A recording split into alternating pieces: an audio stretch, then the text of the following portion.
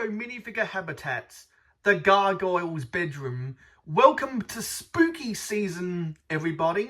If you saw my last minifigure habitat, you know it was about the square foot cave, and we're continuing spooky season.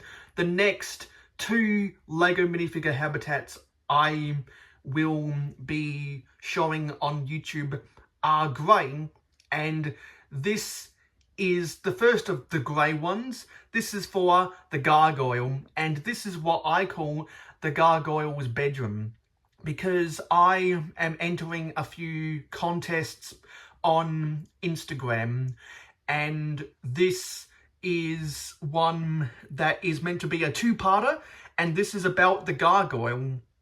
And I'll show you at the end of the video the other part of this, which we will talk about in my next video in the LEGO minifigure habitat playlist. So if anyone can tell me in the comments how I got these lavender coloured 5x6 foliage pieces, I will pin you to the top of the comments in the comments down below. So to see the rest of this, stay tuned. Hello! It's me, Mayohosko, coming to you at 60 frames per second in 4K resolution. No sugar, no filler, just real whole egg, and welcome to my channel. If you want to see more of my LEGO, click that subscribe button, ring that notification bell, and don't forget to leave a like on this video.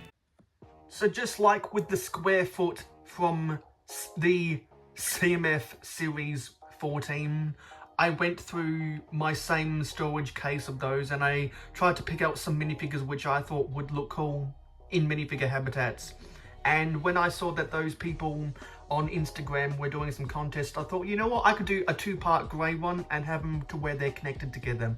So what I decided to do is I searched in my parts drawers to see if I had any of the light bluish grey 8x8 plates, and I did! I had plenty of them, so I was able to use one and not use a combination of hodgepodge sizes to get the 8x8 base. So I'm glad I was able to get a sturdy foundation for once in one of these builds.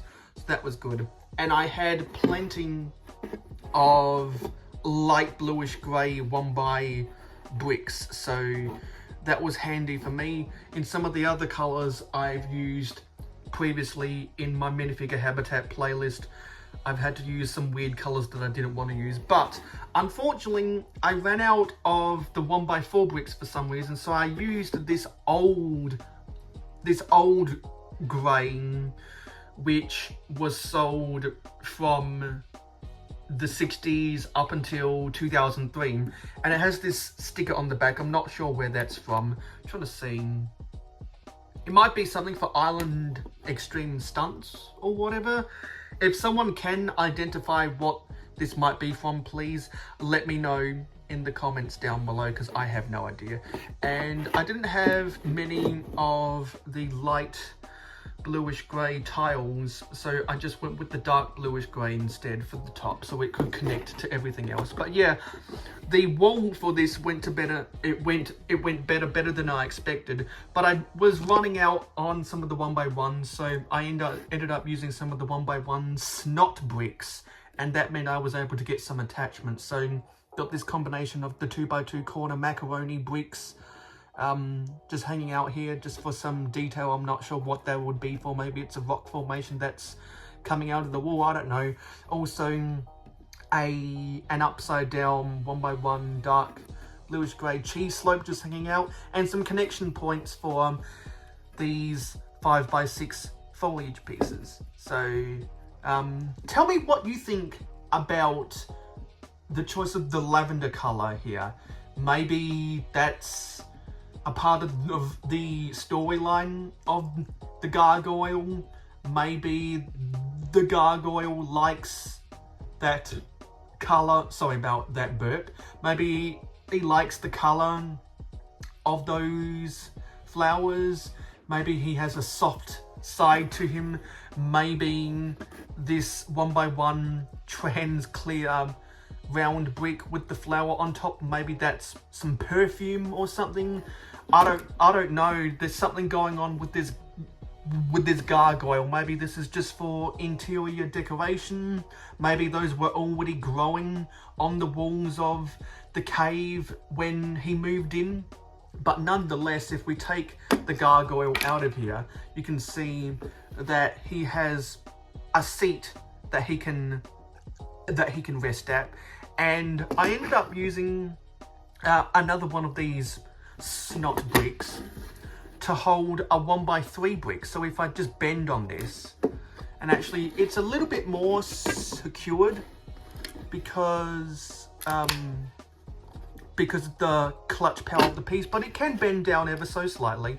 And so I decided to use a 1x3 brick on its side to act as the table. Now it's kind of unrealistic how the gargoyle would actually sit down because he doesn't have posable legs, and if he did, his legs wouldn't come underneath the underside of that table. But it's the thought that counts, and you kind of have to use your imagination sometimes with these mocks at such a small scale. And also I gave a lot of texture to the gargoyle's bed. You can see some 1x2 LBG cheese slopes back there for the pillows, and I used those same cheese slopes, the double wide, to represent the ends, or sorry, the sides of his quilt, and that is a 2x4 LBG tile on top to represent the top of his quilt. And then for kind of the railing at the front of his bed, I used those 1x2 modified plates with the door rail. I think once upon a time Bricklink called it the straight tooth edge, but now they call it the door rail, and I think the door rail is a more appropriate name for that piece because there has been sets over the years which have used those for sliding doors as well as other different pieces of texture. So I like that name much better than straight tooth edge, so from now on I'm going to be calling these the door rail plates because that's what Bricklink calls it. But anyway, that's all the little interior details. That perfume bottle is attached via a 2x2 round jumper. And so yeah, that's really it for this thing. It's pretty simplistic. So thanks for watching this video. It is appreciated. Don't forget to like, comment, share, subscribe, and ring that notification bell.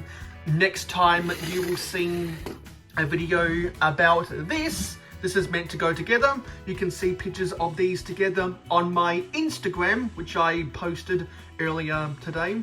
So I'll see you in the next video about my minifigure habitats, and I'll see you in the next video.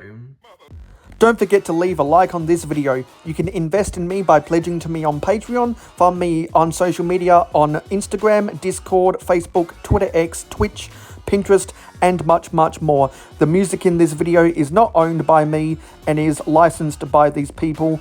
Anytime I am not solely in this video, it is a part of a collaboration. Check out this playlist on the screen right now. YouTube thinks you might enjoy this video that I uploaded, and this is my recent upload. Hope you have a good rest of your day. Hope you enjoy watching YouTube, and I hope to see you back in my next piece of content.